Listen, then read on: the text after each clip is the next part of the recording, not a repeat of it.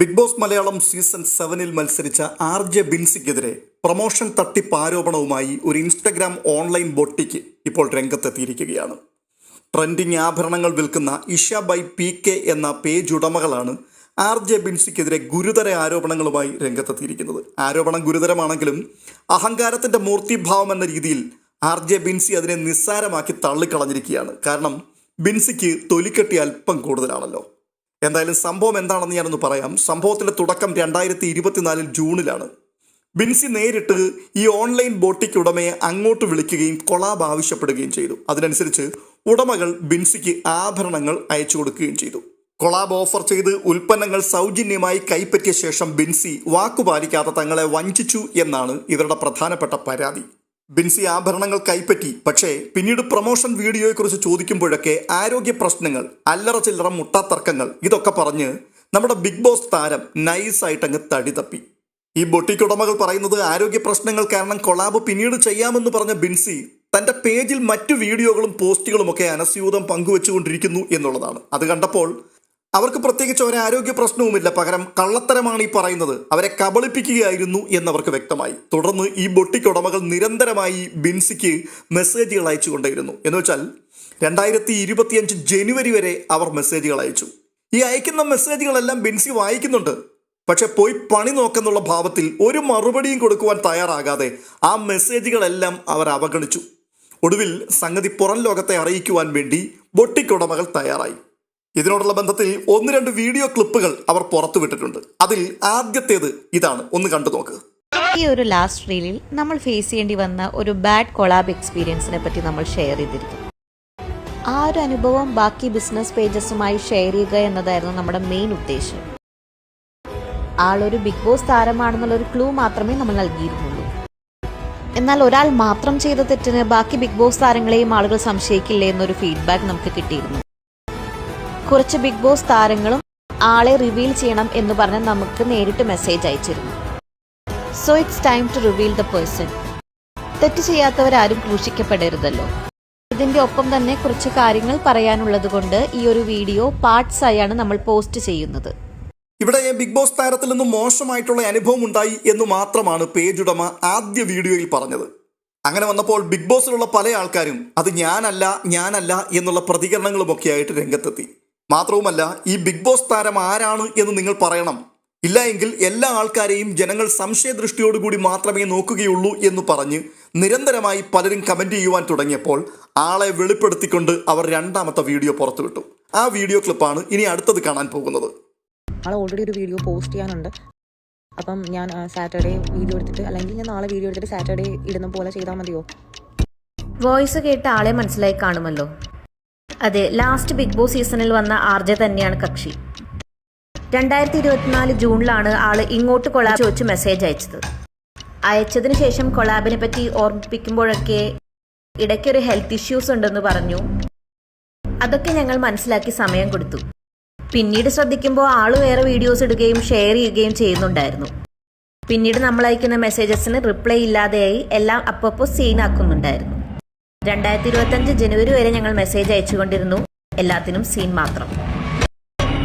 ഞങ്ങളുടെ ഒരു ചെറിയ ബിസിനസ് പേജ് അല്ലേ, എന്താണ് ചെയ്യേണ്ടതെന്ന് ഒരു പിടിയില്ലായിരുന്നു. ബാക്കി ബിസിനസ് പേജസ് ആണ് പ്രതികരിച്ച് ഒരു വീഡിയോ ഇടണമെന്നൊരു മോട്ടിവേഷൻ തന്നത്. ഫസ്റ്റ് വീഡിയോ ഇട്ട് അപ്പം തന്നെ മെസ്സേജ് വന്നിരിക്കുന്നു. ഒരു ഫ്രണ്ട് വഴിയും മെസ്സേജ് അയച്ചു. സെറ്റിൽ ചെയ്യാം, പ്രൊഡക്ട്സിന്റെ കാശ് തരാം, പിന്നെ വീഡിയോ എങ്ങനെയെങ്കിലും എടുത്തു മാറ്റാമോ എന്നൊക്കെ ചോദിച്ചു. 1.5 വർഷത്തിന് ശേഷമാണെന്ന് ഓർക്കണം, അതും ഈ വീഡിയോ ഇട്ടത് കൊണ്ട് മാത്രം. ഏറ്റവും വിഷമം അതൊന്നുമല്ല, നമുക്ക് പ്രൊഡക്ട്സിന്റെ കാശൊന്നും ഇനി വേണ്ട, ഇത്ര കാലമായില്ലേ. ഞങ്ങളെപ്പോലുള്ള ഒരു ചെറിയ ബിസിനസ് പേജിനെ പറ്റിച്ചതിന് ആള് ഒരു സോറി മെസ്സേജ് പോലും ഇതുവരെ അയച്ചിട്ടില്ല. ബിൻസിയുടെ തട്ടിപ്പിനെ കുറിച്ച് ഈ 2 വീഡിയോകൾ ഇവർ പങ്കുവെച്ചതോടുകൂടി ബിഗ് ബോസ് താരം ഒത്തുതീർപ്പിനുള്ള ശ്രമവുമായിട്ട് അവരെ സമീപിച്ചു. എന്ന് വെച്ചാൽ പണി പാളി എന്ന് മനസ്സിലായപ്പോൾ 1.5 വർഷത്തെ മൗനം വെടിഞ്ഞ് ബിൻസി പ്രശ്നം ഒതുക്കി തീർക്കുവാൻ വേണ്ടിയുള്ള സ്റ്റെപ്പ് വെച്ചു. അവരയച്ചു കൊടുത്ത ആഭരണത്തിന്റെ പണം നൽകാമെന്നും പകരം വീഡിയോ പിൻവലിക്കണമെന്നും അവരോട് ആവശ്യപ്പെട്ടു. ഒരു ചെറിയ ബിസിനസ് ഉടമയോട് ചെയ്ത ഈ ചതിക്ക് ഒരു ക്ഷമാപണം പോലും ഇല്ലാതെ പണം നൽകി പ്രശ്നം ഒതുക്കി തീർക്കാൻ നോക്കിയതാണ് ഈ ആൾക്കാരെ കൂടുതൽ പ്രകോപിപ്പിച്ചത്. അവർ പറയുന്നത് ഈ 300 രൂപയല്ല അവർക്ക് വേണ്ടത്, പണം നഷ്ടപ്പെട്ടതല്ല അവരുടെ പ്രശ്നം. ഈ തെറ്റ് ചെയ്തിട്ട് ഒരു സോറി പറയാൻ പോലും തയ്യാറായിട്ടില്ല. അത് വെച്ചു പൊറപ്പിക്കുവാൻ കഴിയുന്ന ഒരു കാര്യമല്ല എന്നുള്ള രീതിയിലാണ് അവർ സംസാരിച്ചിരിക്കുന്നത്. എന്നാൽ അല്പനിമിഷങ്ങൾ കഴിഞ്ഞപ്പോൾ ബിൻസി ഈ ഒത്തുതീർപ്പ് ചർച്ചകൾക്ക് പോയതും അതിന്റെ തെളിവുൾപ്പെടെ അവർ പുറത്തുവിട്ടതും ഒന്നും കൂട്ടാക്കാതെ അടുത്ത ഡയലോഗുമായിട്ട് വന്നു. അത് വായിക്കുമ്പോഴാണ് യഥാർത്ഥത്തിൽ ബിൻസി എന്ന വ്യക്തിയുടെ വ്യക്തിത്വം എന്താണ് എന്നുള്ളത് നമുക്ക് ബോധ്യപ്പെടുന്നത്. ഈ സ്റ്റോറി ശരിക്കും മറ്റെവിടെയോ ഏതോ വ്യക്തി ഇട്ട ഒരു പോസ്റ്റിനടിയിൽ കൊണ്ടുവന്ന് ബിൻസി ഇട്ട കമൻ്റാണ്. ആ കമൻ്റ് അവിടുന്ന് സ്ക്രീൻഷോട്ടായിട്ട് എടുത്തിട്ട് ഇപ്പോൾ കൊണ്ടുവന്ന് സ്റ്റോറി ഇട്ടതാണ്. ആ കമൻറ്റിൽ ഇങ്ങനെയാണ് രേഖപ്പെടുത്തിയിരിക്കുന്നത്: തട്ടിപ്പോ കൂടിപ്പോയാൽ 300 രൂപയുടെ സാധനമാണ് അവർ 2024 കൊളാബിന് വേണ്ടി തന്നത്, കമ്മലും വളയും. അന്ന് എൻ്റെ ആരോഗ്യ പ്രശ്നങ്ങൾ കാരണം വീഡിയോ എടുത്തു കൊടുക്കാൻ പറ്റിയില്ല. അത് കറക്റ്റായിട്ട് അവരെ അറിയിച്ചതുമാണ്. പിന്നെ അവരോട് പേയ്മെൻറ്റ് ചെയ്യാം എന്ന് പറഞ്ഞപ്പോൾ വേണ്ട എന്ന് പറഞ്ഞു. അവർക്കിപ്പോൾ കണ്ടന്റ് വേണം. ആകെപ്പാടെ ആ പേജിൽ റീച്ചുള്ള വീഡിയോ ഇത് മാത്രമാണ്. സോ ഇത് തന്നെ തിരിച്ചും മറിച്ചുമിട്ട് കുറച്ച് റീച്ച് ഉണ്ടാക്കി അവർ ജീവിച്ചു പോട്ടെ. നിങ്ങളെല്ലാവരും അവരെ ഒന്ന് സപ്പോർട്ട് ചെയ്തേക്ക്. പിന്നെ ഈ പോസ്റ്റ് ഇട്ട ചേട്ടനോട് തട്ടിപ്പ് നടത്താനാണെന്നുണ്ടെങ്കിൽ വേറെ നല്ല പേജ് കിട്ടില്ലേ ചേട്ടാ? കുറഞ്ഞത് നല്ല ക്വാളിറ്റിയുള്ള നല്ല വില കൂടിയ പ്രോഡക്ട്സ് എടുക്കില്ലേ? ഇതിപ്പം അയ്യേ മോശം. അപ്പോൾ പറയാൻ വന്നത്, ആളുകൾ കുറച്ച് റീച്ചായി വരുമ്പോൾ ഇതേപോലെയുള്ളവർ വരുന്നത് സ്വാഭാവികം. അതുകൊണ്ട് ഇതിനെ ഞാൻ കാര്യമായി എടുക്കുന്നില്ല. കുറച്ച് കൊളാബ് സാരി എടുക്കാനുണ്ട്. അപ്പോൾ ഓക്കെ ബൈ. എങ്ങനെയുണ്ട് ഈ മറുപടി? ഇതാണ് ബിൻസി, RJ ബിൻസി. ഈ പോസ്റ്റ് കണ്ടാൽ മനസ്സിലാകുന്നത് വാദി പ്രതിയായി മാറിയിരിക്കുന്നു എന്നുള്ളതാണ്. RJ ബിൻസിയുടെ താരമൂല്യം കണ്ടുകൊണ്ട് വെറും 300 രൂപ മാത്രം വിലയുള്ളൊരു സാധനവുമായി ആ സ്ഥാപനത്തിന്റെ ഉടമ അങ്ങോട്ട് ചെന്ന് ശല്യം ചെയ്ത് തന്നെ പിടിച്ചേൽപ്പിക്കുകയും കൊളാബ് ചെയ്യണം എന്ന് പറഞ്ഞ് അഭ്യർത്ഥന നടത്തുകയും ചെയ്തു. ഒടുവിൽ ബിൻസി മനസ്സില്ലാ മനസ്സോടെ അതങ്ങ് സമ്മതിച്ചു. പക്ഷേ സാധനത്തിന്റെ ക്വാളിറ്റി മോശമാണ് എന്ന് മനസ്സിലാക്കിയപ്പോൾ സമൂഹത്തോടുള്ള ബിൻസിയുടെ അടങ്ങാത്ത ആത്മാർത്ഥത നിമിത്തം ആ പ്രോഡക്റ്റ് വെച്ചുകൊണ്ട് കൊളാബ് ചെയ്യണ്ട എന്ന് താനങ്ങ് തീരുമാനിച്ചു. കൂടെ അവർ നിർബന്ധിക്കുവാൻ തുടങ്ങിയപ്പോൾ അവരെ അവഗണിക്കുവാൻ തീരുമാനിച്ചു. അങ്ങനെ അവരുടെ മെസ്സേജുകൾക്ക് മറുപടി കൊടുക്കാതെയുമായി. ഈ രീതിയിലാണ് കാര്യങ്ങൾ സംഭവിച്ചത് എന്ന പോലെയാണ് ഈ ബിൻസിയുടെ പോസ്റ്റ് വായിക്കുമ്പോൾ സാധാരണക്കാരനും ബോധ്യപ്പെടുക. കൊളാബ് ചെയ്യുവാൻ അവരെ അങ്ങോട്ട് ചെന്ന് സമീപിച്ചതിന്റെ ചാറ്റ് അവർ പുറത്തുവിട്ടിട്ടുണ്ട്. തുടർന്ന് ഹെൽത്ത് ഇഷ്യൂ പറഞ്ഞ് അവരെ ഒഴിവാക്കിയതിന്റെ ഹിസ്റ്ററിയും അവർ പുറത്തുവിട്ടിട്ടുണ്ട്. 2024 മുതൽ 2025 വരെ ഒരു വർഷം പല ആവർത്തി അവർ മെസ്സേജ് അയച്ചിട്ടും റിപ്ലൈ ചെയ്യാതിരുന്നത് അവർ സമൂഹത്തിന്റെ മുമ്പിൽ വ്യക്തമാക്കിയിട്ടുണ്ട്. പക്ഷേ ബിൻസി ഇതൊന്നും കണ്ടിട്ടുമില്ല. ബിൻസിക്ക് ഇതേക്കുറിച്ചൊന്നും ഓർമ്മയുമില്ല. ബിൻസി പറയുന്നത് പണം തിരികെ കൊടുക്കാം എന്ന് അന്നേ പറഞ്ഞിരുന്നു എന്നാണ്. പക്ഷേ അങ്ങനെ പറഞ്ഞതിന്റെ തെളിവുകളൊന്നും സമർപ്പിക്കുവാനില്ല. ഇവർ തമ്മിലുള്ള കമ്മ്യൂണിക്കേഷൻസ് ഇൻസ്റ്റാഗ്രാം ചാറ്റ് വഴിയായിരുന്നു. പണം മടക്കി തന്നേക്കാമെന്ന് അങ്ങനെ ബിൻസി പറഞ്ഞിട്ടുണ്ടെങ്കിൽ അതിന്റെ തെളിവുകൾ കൂടി ബിൻസി കൊണ്ടുവരണമായിരുന്നു. പക്ഷെ നിർഭാഗ്യവശാൽ അതൊന്നും കൊണ്ടുവരാൻ ബിൻസിയുടെ കയ്യിലില്ല. അതിനു പകരമായി പച്ചക്കള്ളം പറഞ്ഞ് ആ സ്ഥാപനത്തിന്റെ ഉടമയെ അപമാനിക്കുവാൻ ശ്രമിക്കുകയാണ് ഇവിടെ. ചില ആൾക്കാർ ഇങ്ങനെയാണ്. 4 ആൾ നമ്മളെക്കുറിച്ച് അറിയുവാൻ തുടങ്ങിക്കഴിഞ്ഞാൽ പിന്നെ നമ്മൾ എന്തോ വലിയൊരു സംഭവമാണ് എന്നുള്ള ചിന്ത മനസ്സിൽ അങ്ങോട്ട് വളരാൻ തുടങ്ങും. അപ്പോൾ പിന്നെ ഈ സാധാരണക്കാരൻ, ഇതുപോലെയുള്ള ചെറിയ സംരംഭകർ, ഇവരെയൊക്കെ ഇവർക്ക് ഇച്ചീച്ചിയാവും. ആയിക്കോളൂ, കുഴപ്പമൊന്നുമില്ല. പക്ഷേ തുടക്കത്തിലെ മാന്യമായിട്ട് കാര്യം പറഞ്ഞ് ഒഴിവാക്കണം. 1 വർഷത്തോളം അവർ മെസ്സേജ് ചെയ്തിട്ട് ആ മെസ്സേജ് സീൻ ചെയ്തിട്ടും തിരിച്ച് റിപ്ലൈ ചെയ്യാതെ അവരെ അവഗണിച്ച് മുൻപോട്ട് കടന്നു പോവുകയായിരുന്നു ബിൻസി. ഒടുവിൽ സഹി കെട്ടിട്ട് അവർ സംഗതി പരസ്യമാക്കിയപ്പോൾ ഒത്തുതീർപ്പിന് വേണ്ടി ബിൻസി അങ്ങോട്ട് ചെന്നു. അവർ വഴങ്ങുന്നില്ല എന്ന് കണ്ടപ്പോൾ അവരെ അധിക്ഷേപിക്കുവാനുള്ള അടുത്ത കമന്റുമായി രംഗത്ത് വരുന്നു. ഇവിടെ ബിൻസി ഒത്തുതീർപ്പിന് വേണ്ടി ചെല്ലുന്ന സമയത്ത് സംഭവിച്ച കാര്യങ്ങളെക്കുറിച്ച് അവർ പറയുന്നുണ്ട്. അവർക്ക് പണമല്ല ആവശ്യം, പകരം തെറ്റുപറ്റിപ്പോയി, സോറി എന്നൊരൊറ്റ വാക്കിൽ പറഞ്ഞ് വിട്ടുകളയാൻ പറ്റുന്നൊരു വിഷയമായിരുന്നു. പക്ഷേ ബിൻസി അതിന് തയ്യാറല്ല എന്നുള്ളതാണ്. അതെന്താണ് സോറി പറയാൻ ബുദ്ധിമുട്ട്? അതെ, ഈ ചെറിയ സംരംഭകയായിരിക്കുന്ന ഒരു വ്യക്തിയോട് ക്ഷമാപണം നടത്തിയാൽ വാനോളം ഉയർന്നു നിൽക്കുന്ന തന്റെ താരമൂല്യത്തിന് ഇടിവ് സംഭവിച്ചാലോ എന്നുള്ളൊരു ചിന്ത. ഈ വലിയ ആൾക്കാരൊക്കെ വേണമെങ്കിൽ ക്ഷമ പറയും. പക്ഷേ കൊച്ചാൾക്കാരോട്, ഇനിയിപ്പോൾ നമ്മുടെ ഭാഗത്ത് തെറ്റു പറ്റിയാൽ പോലും ചെറിയ ആൾക്കാരോട് അങ്ങനെ ക്ഷമ പറയേണ്ട ആവശ്യമില്ല. ഇതിനെയാണ് അഹങ്കാരം എന്ന് പറയുന്നത്. അതായത് താനെന്തോ സംഭവമാണ് എന്ന് ഇപ്പോഴും ബിൻസി ധരിച്ചു വെച്ചിരിക്കുകയാണ്. ബിൻസി അങ്ങനെ ചിന്തിക്കുന്നതിൽ കുഴപ്പമൊന്നുമില്ല. പക്ഷേ ഒരു വ്യക്തി വലിയ ആളായി മാറുന്നതിന്റെ പിൻപിൽ ഈ സമൂഹത്തിന് കൂടി കാര്യമായിട്ടുള്ള ഒരു കോൺട്രിബ്യൂഷൻ ഉണ്ട്. നിങ്ങളുടെ പേജ് ഫോളോ ചെയ്യുവാനും നിങ്ങൾ പറയുന്നത് കേൾക്കുവാനും ചില ആൾക്കാരൊക്കെ വരുന്നത് കൊണ്ടാണ് നിങ്ങൾക്ക് ഞാൻ എന്തോ സംഭവമാണ് എന്നുള്ള തോന്നൽ ഉണ്ടാവുന്നത്. ഒരു പട്ടിയും തിരിഞ്ഞു നോക്കാൻ വന്നിരുന്നില്ല എങ്കിൽ ഇമാതിരി നെറുകേടുകളൊന്നും കാണിക്കാൻ വേണ്ടി നിങ്ങൾ ഒരുമ്പിട്ടിറങ്ങുകയില്ലായിരുന്നു. വലിയ താരമൂല്യമൊന്നും ഇല്ലാതിരുന്ന സമയത്താണ് അങ്ങോട്ട് കൊളാബ് ചെയ്യാൻ വേണ്ടി ചോദിച്ചുകൊണ്ട് വലിഞ്ഞു കയറി ചെന്നത്. പക്ഷെ ഇപ്പോൾ 4 ആൾ തന്നെ അറിയുന്നു എന്നുള്ള ചിന്ത വന്നപ്പോൾ അഹങ്കാരത്തിന്റെ ആൾ രൂപമായി ബിൻസി അങ്ങ് മാറി. ഒരു വിധത്തിൽ പറഞ്ഞാൽ ഇത് രക്തത്തിൽ അലിഞ്ഞു ചേർന്നൊരു സ്വഭാവമാണ് എന്ന് പറയേണ്ടി വരും. കാരണം ബിഗ് ബോസ് കണ്ട ആൾക്കാർക്ക് അറിയാം അതേക്കുറിച്ച്. സീസൺ 7-ൽ കേവലം 13 ദിവസം മാത്രമാണ് ആ വീടിനുള്ളിൽ RJ ബിൻസി ഉണ്ടായിരുന്നത്. അതുകൊണ്ട് തന്നെ ബിൻസിയെ കാര്യമായിട്ട് ആർക്കും അറിയില്ലായിരുന്നു. എന്നാൽ ബിൻസി ശരിക്കും അറിയപ്പെട്ടത് എപ്പോഴാണ്? റീ എൻട്രിയോടുകൂടിയാണ്. റീ എൻട്രിയിൽ ബിൻസിയുടെ ശരീരഭാഷയും അവിടുത്തെ കാട്ടിക്കൂട്ടലുകളും ഒക്കെ പുറം ലോകത്തിന് നൽകിയ സന്ദേശം എന്തുകൊണ്ടും ഈ വീട്ടിൽ 100 ദിവസം സർവൈവ് ചെയ്യുവാനും ഫൈനൽ 5-ൽ എത്തുവാനും അല്ല കപ്പടിക്കുവാനും യോഗ്യതയുള്ള വ്യക്തി ഞാൻ തന്നെയാണ് എന്നുള്ളതായിരുന്നു. ടൈറ്റിൽ വിന്നറായ അനുമോൾ ലക്ഷങ്ങൾ വാരിയെറിഞ്ഞ് തൻ്റെ ആ സ്ഥാനം പിടിച്ചെടുത്തു എന്നുള്ള രീതിയിലായിരുന്നു അന്ന് അവിടെ അടിച്ച് കലക്കിയത്. ബിഗ് ബോസ് കണ്ടുകൊണ്ടിരുന്ന പ്രേക്ഷകരൊക്കെ ഒരു വേള ഭയപ്പെട്ടത് ഒരുപക്ഷെ ആ വീട്ടിനുള്ളിൽ വെച്ച് RJ ബിൻസി അനുമോളെ അടിച്ച് ഷേപ്പ് മാറ്റുമോ എന്നുള്ളതായിരുന്നു. അതിനുള്ള കാരണമോ ബിഗ് ബോസിനകത്ത് കയറിപ്പോയതിനു ശേഷം അവിടെ നടത്തിയ ചുറ്റിക്കളികളെക്കുറിച്ച് അനുമോൾ തുറന്നു പറഞ്ഞു എന്നുള്ളതാണ്. അതൊരു റിയാലിറ്റി ഷോയാണ്, അതൊരു ഗെയിം ഷോയാണ്. അതിലെ ആ രീതികൾ മനസ്സിലാക്കി അതിനനുസരിച്ച് പെർഫോം ചെയ്യുന്നവർക്കാണ് ഫൈനൽ 5-ലേക്ക് പ്രവേശിക്കാനും കപ്പ് നേടുവാനും ഒക്കെ പറ്റുക. പക്ഷേ ബിൻസി റിയാലിറ്റി ഷോ എന്ന രീതിയിലൊന്നും ആയിരുന്നില്ല 13 ദിവസം അതിനകത്ത് നിലയുറപ്പിച്ചത്. ഈ സായിപ്പിനെ കണ്ടപ്പോൾ കവാത്തു മറന്നു എന്ന് പറഞ്ഞതുപോലെ ബിൻസി ഒരു സ്വപ്നലോകത്തേക്ക് ചുരുങ്ങിയ നിമിഷം കൊണ്ട് ചേക്കേറി. പിന്നീട് അവിടെ സംഭവിച്ച കാര്യങ്ങളൊക്കെ സോഷ്യൽ മീഡിയ കണ്ടമാനം ചർച്ച ചെയ്തതാണ്. അതുകൊണ്ട് ഞാൻ അതിലേക്കൊന്നും പോകുന്നില്ല. അനുമോൾ മാത്രമല്ല മറ്റു പലരും അതേക്കുറിച്ച് സംസാരിച്ചു. പക്ഷേ ബഹുഭൂരിപക്ഷം ജനങ്ങൾ അനുമോളെ സപ്പോർട്ട് ചെയ്യുന്നു, അവർ കപ്പ് നേടുവാൻ യോഗ്യതയുള്ളൊരു മത്സരാർത്ഥിയായി മാറിയിരിക്കുന്നു എന്ന് മനസ്സിലാക്കിയപ്പോൾ അവരെ ഇല്ലായ്മ ചെയ്യുവാൻ വേണ്ടി ആരെയും തലയും മുറുക്കി അങ്ങ് ഇറങ്ങിച്ചെന്നു നമ്മുടെ കൊച്ചമ്മ. ഹോ, എന്തൊരു ശൗര്യമായിരുന്നു, എന്തൊരു വീര്യമായിരുന്നു, എന്തൊരു പെർഫോമൻസ് ആയിരുന്നു അന്ന് അവിടെ കാട്ടിക്കൂട്ടിയത്. എന്തായാലും ആ ഒരൊറ്റ പെർഫോമൻസോടുകൂടി അനുമോൾക്ക് കപ്പ് കിട്ടുക എന്നുള്ളത് അനായാസമായി മാറി. അന്ന് സമൂഹം ഒന്നടങ്കം വിളിച്ചു പറഞ്ഞൊരു കാര്യമായിരുന്നു, അഹങ്കാരത്തിന് കയ്യും കാലും വെച്ചൊരു സ്ത്രീയാണ് ഈ ബിൻസി എന്ന സ്ത്രീ എന്ന്. ഞാനിവിടെ പറയുവാൻ വരുന്നത് ഒരു സ്ത്രീ ഒച്ച വെച്ച് സംസാരിച്ചത് കൊണ്ടോ പരസ്യമായ ഒരു കാര്യത്തിന് വേണ്ടി ശണ്ടയിട്ടത് കൊണ്ടോ ഒന്നും ഒരിക്കലും അവർ അഹങ്കാരിയാകണമെന്ന് നിർബന്ധമില്ല. പക്ഷേ ന്യായമില്ലാത്തൊരു കാര്യത്തിന് വേണ്ടി അന്യായമായി പോരടിക്കുകയും ഞാൻ എന്തോ സംഭവമാണ് എന്ന് വരുത്തി തീർക്കുവാൻ ശ്രമിക്കുകയും ചെയ്യുമ്പോൾ അത് സമൂഹത്തിന് പെട്ടെന്ന് തിരിച്ചറിയുവാൻ കഴിയും. അതുകൊണ്ട് തന്നെയാണ് ബിൻസിക്കെതിരായി മാരകമായ സൈബർ ആക്രമണം നടന്നത്. അല്ലാതെ ഈ സമൂഹത്തിന് ബിൻസിയോട് എന്തിനാണ് ഇത്ര പക? ഞാൻ പറഞ്ഞു വന്നത് ഇപ്പോൾ ഇവിടെ സംഭവിച്ചിരിക്കുന്നതും ഇതേ രീതിയിലുള്ള ഒരു അഹങ്കാരം തന്നെയാണ്. ബിൻസി ചെയ്തത് തെറ്റാണ്. നിങ്ങൾ അങ്ങോട്ട് ആവശ്യപ്പെട്ടു കൊളാബ് ചെയ്യുവാൻ വേണ്ടി. അവർ നിങ്ങൾക്ക് ആഭരണങ്ങൾ അയച്ചു തരികയും ചെയ്തു. അതിനുശേഷം സംഗതി മേടിച്ച് കയ്യിൽ വെച്ചിട്ട് നിങ്ങൾ അവരെ അവഗണിച്ചു.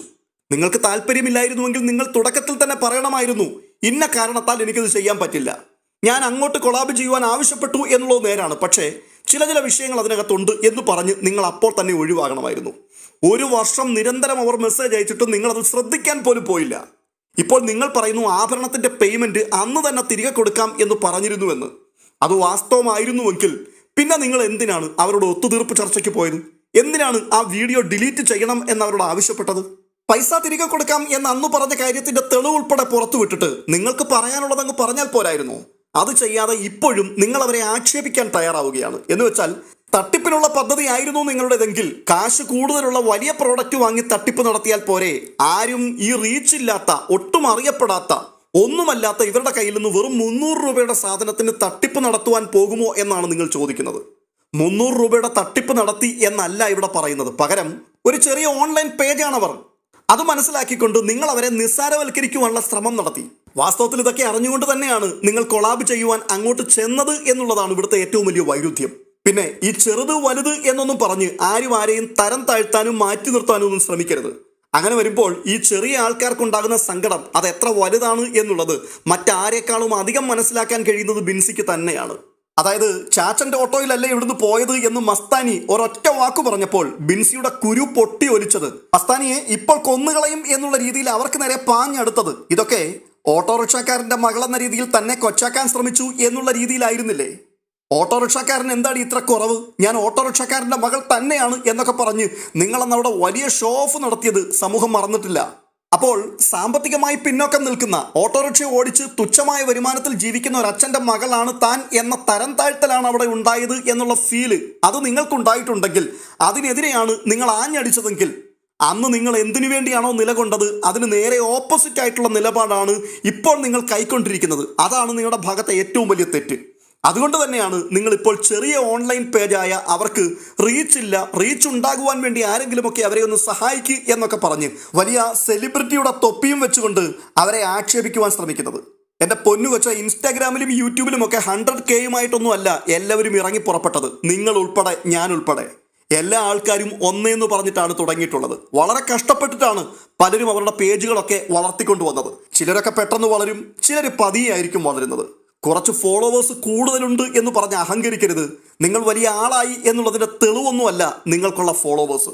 അതുപോലെ തന്നെ അവർ വെറും നിസ്സാരക്കാരിയാണ്, അതുകൊണ്ട് അവർക്ക് 6000 ചില്ലുവാനും ഫോളോവേഴ്സ് മാത്രമേ ഉള്ളൂ എന്ന് തെറ്റിദ്ധരിക്കുകയും ചെയ്യരുത്. ഇങ്ങനെയുള്ള അഹങ്കാര വർത്തമാനങ്ങൾ പറയുകയും വീണ്ടെടുത്ത് കിടന്ന് ഉരുളുകയും തെറ്റിനെ അക്സെപ്റ്റ് ചെയ്യാതെ മുടന്തൻ ന്യായങ്ങൾ അവതരിപ്പിക്കുകയും ചെയ്യുമ്പോൾ ഇവിടെ ഇടിഞ്ഞു വീഴുന്നത് നിങ്ങളുടെ വ്യക്തിത്വം തന്നെയാണെന്ന് നിങ്ങൾ ആദ്യം മനസ്സിലാക്കണം. നിങ്ങൾ നിങ്ങളുടെ വില തന്നെയാണ് ഇടിച്ചു കളയുന്നത്. നിങ്ങൾ സമൂഹത്തിന്റെ മുമ്പിൽ തുറന്നു കാണിക്കുന്നത് നിങ്ങൾ വാസ്തവത്തിൽ ആരാണ് എന്നുള്ളതാണ്. അതായത് ക്യാമറ കാണുമ്പോൾ വെളുക്ക ചിരിച്ചുകൊണ്ടുവരുന്ന മുഖമാണ് സമൂഹം കാണുന്നതെങ്കിലും അങ്ങേയറ്റം അഹങ്കാരിയായ ഒരു ഉൽപ്പന്നം അകത്തുണ്ട് എന്നുള്ളത് നിങ്ങൾ ഇതിൽ കൂടിയൊക്കെ ലോകത്തിന്റെ മുമ്പിൽ തുറന്നു കാണിക്കുകയാണ്. അതുകൊണ്ട് തെറ്റ് ചെയ്തു എന്നുള്ളത് വളരെ കൃത്യമായി സമൂഹത്തിന് ബോധ്യപ്പെടുത്തി കൊടുത്തിട്ടും നിങ്ങൾ നിങ്ങളുടെ തെറ്റിനെ ന്യായീകരിക്കുകയും അവർ നിസ്സാരക്കാരിയാണ് എന്ന് പറഞ്ഞവരെ അപമാനിക്കുകയും ചെയ്യുന്നു എന്നുള്ളത് വളരെ ഗുരുതരമായിട്ടുള്ള ഒരു വീഴ്ച തന്നെയാണ്. ഇവിടെ ഞാൻ ഓർക്കുന്നത്, ഈ അവസ്ഥയിൽ നിങ്ങൾ ശരിക്കും ഒരു 1 മില്യൺ ഫോളോവേഴ്സ് ഒക്കെ ഉള്ളൊരു വ്യക്തിയോ ഒരു വലിയ സ്റ്റാർ വാല്യുള്ള താരമോ ഒക്കെ ആയി മാറിക്കഴിഞ്ഞാൽ എന്തായിരിക്കും നിങ്ങളുടെ അഹങ്കാരം? സാധാരണക്കാരും സാധുക്കളുമായിട്ടുള്ള മനുഷ്യരോട് എങ്ങനെയായിരിക്കും ആ സമയത്ത് നിങ്ങൾ പെരുമാറുക? നിങ്ങളും ഒരു സാധാരണ കുടുംബത്തിൽ നിന്ന് വന്നതാണ് എന്നുള്ള കാര്യം പോലും നിങ്ങൾ ഇവിടെ മറന്നു പോവുകയാണ്. ഇതിനാണ് നാടൻ ഭാഷയിൽ അല്പൻ ഐശ്വര്യം വന്നാൽ അർദ്ധരാത്രിക്ക് കൊട പിടിക്കൂ എന്ന് പറയുന്നത്. ഈ സംഭവത്തിൽ നിങ്ങളാണ് തെറ്റുകാരി. 100% നിങ്ങളുടെ ഭാഗത്ത് തന്നെയാണ് തെറ്റ്. പക്ഷെ ഒരു ഉളുപ്പുമില്ലാതെ സോഷ്യൽ മീഡിയയുടെ മുൻപിൽ വന്ന് ഇങ്ങനെയൊക്കെ എഴുതി പിടിപ്പിക്കണമെങ്കിൽ അപാര തൊലിക്കെട്ടി തന്നെയാണ്. അത് സമ്മതിച്ചേ പറ്റൂ. ഒരാൾ തെറ്റ് ചെയ്യുകയും അത് തെളിവ് സഹിതം പുറത്തു വരികയും ചെയ്തിട്ടും അത് അംഗീകരിക്കുന്നതിന് പകരം ആ തെറ്റ് ചൂണ്ടിക്കാണിച്ചവരെ മറ്റൊരാൾ അവരെ മാനസികമായി മനഃശാസ്ത്രപരമായി നിഗമനങ്ങൾ തെറ്റാണെന്ന് വരുത്തി തീർക്കുവാൻ മനഃശാസ്ത്രം പറയാറുണ്ട്. Victim blaming. തെറ്റ് ചെയ്തയാൾ തന്നെ ഇരയായി ചമയുകയും സത്യം വിളിച്ചു പറഞ്ഞവർ തനിക്കെതിരെ ഗൂഢാലോചന നടത്തുകയാണ് എന്ന് പ്രചരിപ്പിക്കുകയും ചെയ്യുന്ന ഒരു രീതി. തുടർന്ന് കാണുന്നത് ഈ ഡിഫെൻസീവ് അഗ്രഷനാണ്. സ്വയം പ്രതിരോധിക്കാനായി ആക്രമണോത്സുകമായ രീതിയിൽ പെരുമാറുകയും മറ്റുള്ളവരെ അധിക്ഷേപിക്കുകയും ചെയ്യുന്ന രീതി. അത് നമ്മൾ ബിഗ് ബോസിലെ ഈ റീ എൻട്രി നടന്ന ദിവസം മുതൽ ഇവർ പുറത്തു പോകുന്ന സമയം വരെ കണ്ടുകൊണ്ടേയിരുന്നതാണ്. ഇത്തരക്കാർ ഇങ്ങനെയൊക്കെ പെരുമാറുന്നതിന് പ്രധാനമായിട്ട് 3 കാരണങ്ങളാണ് ചൂണ്ടിക്കാണിക്കുവാനുള്ളത്. അതിൽ ഒന്നാമത്തേത് കൊഗ്നിറ്റീവ് ഡിസോണൻസ് എന്ന് പറയും. അതായത് ഒരാൾക്ക് സ്വന്തം വ്യക്തിത്വത്തെക്കുറിച്ച് വളരെ ഉയർന്നൊരു കാഴ്ചപ്പാടുണ്ടാവും. ഉദാഹരണത്തിന്, ഞാൻ എന്തോ ഒരു വലിയ സംഭവമാണ് എന്നുള്ളൊരു ചിന്ത. അങ്ങനെയുള്ള വ്യക്തികൾക്ക് താനൊരു തെറ്റ് ചെയ്തു എന്ന് ബോധ്യപ്പെടുമ്പോൾ മനസ്സിന് വല്ലാത്തൊരു സംഘർഷം അനുഭവപ്പെടും. ഈ സംഘർഷം ഒഴിവാക്കുവാൻ അവർ ഒന്നുകിൽ തെറ്റിനെ ന്യായീകരിക്കും, അല്ലെങ്കിൽ ആ തെറ്റ് കണ്ടുപിടിച്ചവർ മോശക്കാരാണ് എന്ന് സ്വയം വിശ്വസിപ്പിക്കുവാനും മറ്റുള്ളവരെ വിശ്വസിപ്പിക്കുവാനും ശ്രമിക്കും. അടുത്തത് നാർസിസ്റ്റിക് സ്വഭാവമാണ്. അമിതമായ അഹംഭാവമുള്ളവർക്ക് തങ്ങൾ പരാജയപ്പെട്ടു എന്നോ തെറ്റ് ചെയ്തുവെന്നോ സമ്മതിക്കുന്നത് ചിന്തിക്കാൻ പോലും കഴിയുന്ന കാര്യമല്ല. തങ്ങളുടെ ഇമേജിന് കോട്ടം തട്ടുന്നത് ഒഴിവാക്കുവാൻ ഇവർ സത്യത്തെ വളച്ചൊടിക്കും. മറ്റുള്ളവരെ താഴ്ത്തിക്കെട്ടുന്നതിലൂടെ തങ്ങൾ ഇപ്പോഴും ഉന്നതരാണ് എന്നവർ വരുത്തി തീർക്കുവാൻ ശ്രമിക്കും.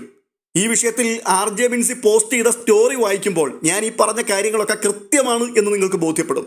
അടുത്തത് ലജ്ജയും ഭയവുമാണ്. ഞാനൊരു തെറ്റ് ചെയ്തു എന്നുള്ള തിരിച്ചറിവ് ഇവരുടെ ഉള്ളിൽ വളരെ ശക്തമായിട്ടുള്ള അസ്വസ്ഥതയുണ്ടാക്കും. അതിൻ്റെ കുറ്റബോധവും ഉണ്ടാവും. ഇത് തിരുത്തലുകളിലേക്ക് നയിക്കുവാൻ അവരെ പ്രേരിപ്പിക്കും. ആ സമയത്ത് ഒരു തിരുത്തലിന് തയ്യാറായാൽ, ഒരു സോറി പറയാൻ പോയാൽ അവിടെ താൻ അപമാനിതയാകും എന്നുള്ളൊരു ചിന്ത, ആ ലജ്ജ തുടർന്ന് അവരെ ഭരിക്കുവാൻ തുടങ്ങും. ഞാൻ മോശക്കാരിയായി പോകും എന്നുള്ള തോന്നലാണ് ഇവിടെ ഉണ്ടാവുക. ഈ ലജ്ജയിൽ നിന്ന് രക്ഷപ്പെടുവാൻ അവർ മറ്റുള്ളവർക്ക് നേരെ വിരൽ ചൂണ്ടും. സത്യത്തിൽ ഈ തെറ്റ് ചൂണ്ടിക്കാട്ടിയവരെ ഇല്ലായ്മ ചെയ്താൽ, അല്ലെങ്കിൽ അവരെ അപമാനിച്ചാൽ താൻ ചെയ്ത തെറ്റില്ലാതെയാകും എന്നുള്ളൊരു മിഥ്യാധാരണ ഇത്തരക്കാരുടെ ഉള്ളിലുണ്ടാവും. അതാണ് ഇവിടെയും വെളിപ്പെട്ടത്. ചുരുക്കി പറഞ്ഞാൽ, തെറ്റ് പൂർണ്ണമായി നിഷേധിക്കുക. തെറ്റ് ചെയ്തയാൾ ഇര അല്ലെങ്കിൽ സത്യം പറഞ്ഞ വ്യക്തി കുറ്റവാളിയുമായി മാറുന്ന ഒരു സാഹചര്യം ഇവർ തന്ത്രപരമായി സൃഷ്ടിച്ചെടുക്കും. ഒറ്റ വാക്കിൽ പറഞ്ഞാൽ, തൻ്റെ തെറ്റുകൾ അംഗീകരിക്കുവാനുള്ള മാനസിക വളർച്ചയോ വിവേകമോ ഇല്ലാത്തത് കൊണ്ട് ഇത്തരക്കാർ മറ്റുള്ളവരെ മോശക്കാരാക്കി സ്വയം രക്ഷപ്പെടുവാൻ ശ്രമിക്കുകയാണ്. ഇത് ഒരുതരം മാനസിക പ്രതിരോധ തന്ത്രമായി കാണാം, ഒപ്പം ഒരു വ്യക്തിത്വ വൈകല്യവുമാണ്. എന്തായാലും ബിൻസി പുതിയ സാരിയുടെ കൊളാബ് ചെയ്യുവാനുള്ള തിരക്കിലാണെന്നാണ് സ്റ്റോറിയുടെ അവസാനം എഴുതിയിരിക്കുന്നത്. അതുകൊണ്ട് ഈ വീഡിയോ കാണുവാനുള്ള സാധ്യതയില്ല. ഇനി അഥവാ ഇത് കണ്ടാലും പോത്തിനോട് വേദമോതുന്നത് പോലെ മാത്രമേ ഈ വാക്കുകൾ അവിടെ പ്രതിഫലിക്കുകയുള്ളൂ. എന്തായാലും ഈ വിഷയത്തിൽ പ്രേക്ഷകരായ നിങ്ങളുടെ അഭിപ്രായം എന്താണ്? വിലപ്പെട്ട നിങ്ങളുടെ അഭിപ്രായങ്ങൾ കമന്റ് ബോക്സിൽ രേഖപ്പെടുത്തുവാൻ മറക്കരുത്. മറ്റൊരു വീഡിയോയുമായി വീണ്ടും കാണാം.